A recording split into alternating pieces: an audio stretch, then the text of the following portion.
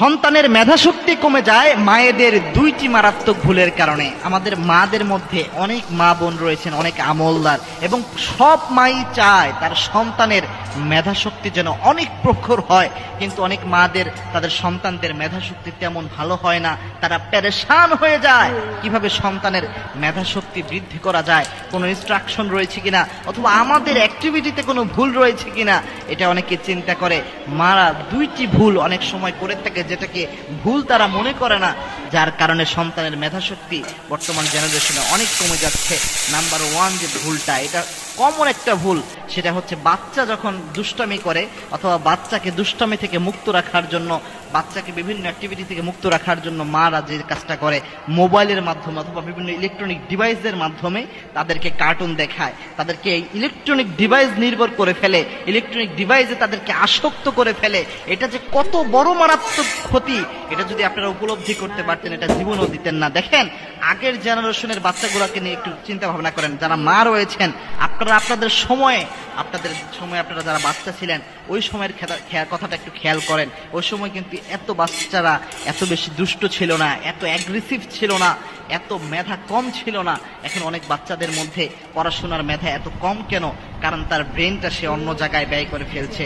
ছোট্ট বাচ্চাদের, বর্তমান বিজ্ঞানও এটা প্রমাণ করেছে যে শিশুদেরকে যদি এই মোবাইল ফোনে আসক্ত করে দেওয়া হয়, তাহলে শিশুদের উপর এটা একটা মারাত্মক প্রভাব ফেলে, এবং শিশুদের ব্রেন কমানোর ক্ষেত্রে, মেধাশক্তি কমানোর ক্ষেত্রে এটা অনেক বেশি ইফেক্ট ফেলে। সুতরাং মায়েদের কখনোই এই জিনিসটা করা উচিত নয়। 2 নাম্বার যে কাজটা আমার মারা করে, অনেক সময় সন্তানের উপর অতিষ্ঠ হয়ে, সন্তানের এই দুষ্টামের ক্ষেত্রে বিরক্ত হয়ে মায়েরা অনেক সময় না বুঝে বদদোয়ার মতো কিছু একটা বলে ফেলে সন্তানকে। এটা অনেক মাই অনেক সময় করে ফেলে বিরক্ত হয়ে, যে তুই এমন হতে পারিস না, আল্লাহ তোর উপর কেন গজব ফালায় না, এরকম টাইপের অনেক ধরনের কথাবার্তা বলে ফেলে। এটা যে কত বড় মারাত্মক একটা জিনিস। আল্লাহর হাবিব সাল্লাল্লাহু আলাইহি সাল্লাম বলছেন, 3 ব্যক্তির দোয়া আল্লাহ রাব্বুল আলামিন কখনো খালি হাতে ফেরত দেয় না। বাইহাকির বর্ণনা, বিশ্বনবী জানিয়েছেন, এক ব্যক্তি হচ্ছে ওই ব্যক্তি যে তেনারা হচ্ছে আব্বা এবং আম্মা।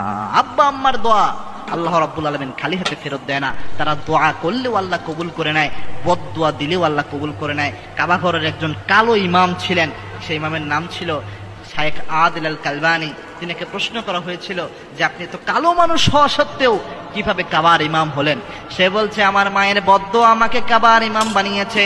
সবাই অবাক হয়ে গিয়েছে, মায়ের বদদোয়া কিভাবে কাবার ইমাম বানায়?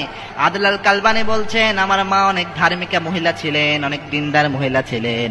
আমি অনেক দুষ্টামি করতাম ছোটবেলায়, আমি দুষ্টামি করতাম। আমার মা কখনো আমাকে বদদোয়া দেওয়ার সময় খারাপ শব্দ ইউজ করতেন না। আমার মা আমার দুষ্টামিতে অতিষ্ঠ হয়ে সব সময় একটা বদদোয়া দিতেন, আল্লাহ তোরে হেদায়েত করুক, আল্লাহ তোরে কাবার ইমাম বানায়া দে। মা এই বদদোয়া দিতেন রাগের বশে।